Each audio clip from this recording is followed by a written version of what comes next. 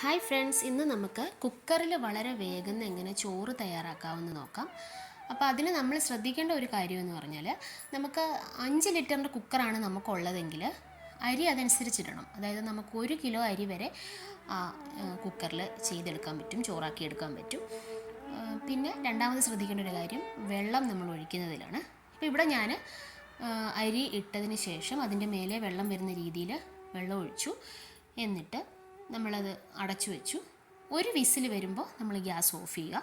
ഒരു വിസിൽ വന്നതിന് ശേഷം വെയിറ്റ് ചെയ്യണം. അതിൻ്റെ എയർ കംപ്ലീറ്റ്, പ്രഷർ കംപ്ലീറ്റ് പോകുന്നിടം വരെ നമ്മൾ വെയിറ്റ് ചെയ്യണം.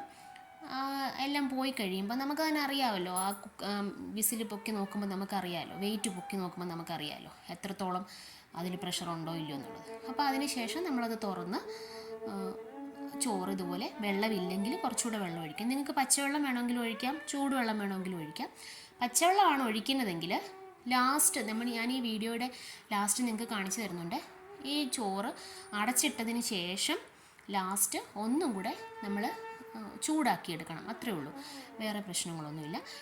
ഈ ചോറുണ്ടല്ലോ, നമ്മളിങ്ങനെ വെക്കുന്ന ചോറുണ്ടല്ലോ, അത് ചീത്തയാവത്തൊന്നുമില്ല. സാധാരണ നമ്മൾ നല്ല ചൂട് സമയമൊക്കെ ആണെങ്കിൽ വൈകുന്നേരം വരെ ചോറിരിക്കുമ്പം ചീത്തയായി പോവില്ലേ? ഇതങ്ങനെ ചീത്തയായി പോകുന്നുമില്ല.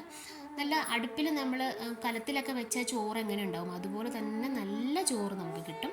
എനിക്കിവിടെ ഇച്ചിരി വേവ് കുറവാണ് ഇഷ്ടം, അതുകൊണ്ട് ഞാൻ അത്രയ്ക്കേ വേവിച്ചിട്ടുള്ളൂ. നിങ്ങൾക്ക് ഇനി കൂടുതൽ വേവ് വേണമെന്നുണ്ടെങ്കിൽ അടച്ചിടുന്നതിന് മുമ്പ് ഒന്നും കൂടെ ഗ്യാസിൽ നമ്മൾ തീ കത്തിച്ച് ഒന്നും കൂടെ ഒന്ന് വെച്ച് കൊടുത്താൽ മതി.